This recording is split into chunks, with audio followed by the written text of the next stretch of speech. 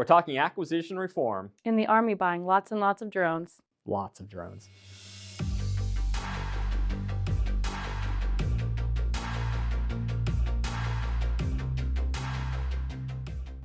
I'm Mehta. And I'm Carley Welch. Welcome to The Breakout. Carley, we're going to start by talking about something we touched on last week, but now it's actually happened, which is Defense Secretary Pete Hegseth's big acquisition reform speech, which happened on Friday. A bit of a different tone than we were expecting. Yeah, absolutely. It was definitely more subdued than we originally thought. We thought that the secretary was going to maybe get on stage and cancel some programs in front of a bunch of primes, but it was, like I said, pretty relaxed and not a lot of controversy. Yeah, it was long. It was about 75 minutes of him just going. But there was really no stops for applause, which we've been watching for, and really no shots directly at the primes. A little bit of a warning, but he made a point of saying, while we have new vendors here, we want to still work with the big guys. And actually, take a listen. So to the men and women of this department, both military and civilian who work on acquisition, and our industry partners, let me say this: you are not our enemies in this effort, but you are our allies. You are Obi-Wan Kenobi. You are our only hope. So I think what you're hearing there is, again, a sign of, look, we're going to push you to change, but we're going to work with you if you're willing to change. What else did you hear from the speech? Right. He really touched on the point of primes needing to invest in themselves, kind of like you said. Also, to avoid vendor lock, get a really increased amount of competition going. And also a lot of focus on commercial solutions, buying commercial tech off the shelves. Yes, and speed is kind of the key thing that this all comes down to. Hegseth used the term wartime footing to kind of describe what he wants industry to be at.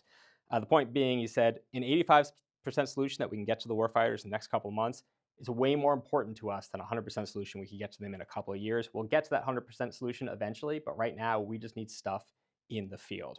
Obviously, a lot more to see how this plays out. We expect this week Pentagon officials to be talking a little bit more about how this is actually going to look and work, so make sure to check the site for updates on that.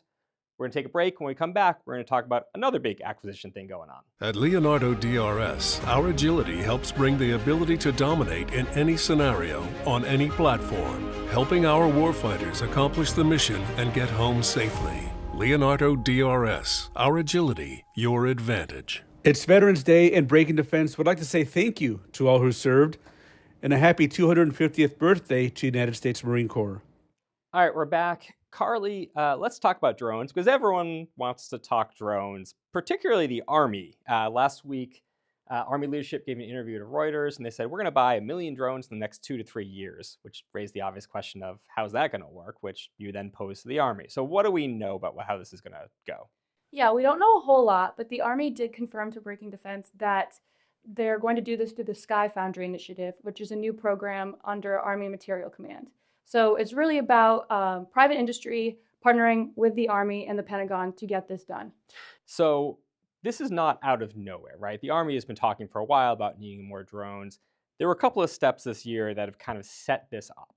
Right, yeah. So in July, we had the drone dominance memo, which directed really cuts to red tape to really get the drones in the hands of soldiers faster, and also directed the Army, each Army squad, to have a one-way attack drone by the end of 2026. Mm-hmm. And of course, there's also the FUZE. Yes, so the FUZE initiative, which was announced back in September, is a new kind of venture capital-backed program that takes in small, more non-traditional vendors and tries to get them, more drones. Yeah, so another aspect to this, potentially, we don't actually know, but we think it ties in, is Ukraine itself, where, of course, the Ukrainian battlefield is where we've seen a lot of these drones take action, why everyone's so excited about the possibilities there. The Ukrainian ambassador was talking in D.C. last week, was asked about a drone deal that had been announced by President Zelensky, and President Trump had talked about it. Still don't have a ton of details, but she gave some hints that maybe Ukrainian drones could filter into this Army buy. Yeah, she talked about, didn't really know a lot of details about the plan. It was supposed to be for $50 billion, so a lot of money. That's a lot of drones. Yeah, it's a lot of drones. But she talked about how she was excited for Ukraine to possibly be included in the FUZE initiative. Yeah, and so if they tie back into FUZE, in theory, that could help get them into the Army faster. So you can see where maybe there's some hints here. We just don't know a lot of the details. We'll keep trying to get those details, but for now, that's kind of the state of play. 1 million drones in the next 2 to 3 years. We'll see how this plays out. Of course, you can find out how everything plays out in the defense world by going to breakingdefense.com early and often. Make sure you like and subscribe to The Breakout. And if you like podcasts, Carly, we're everywhere for podcasts, right? Everywhere. Everywhere. I'm Aaron Mehta. And I'm Carley Welch. Thanks for watching.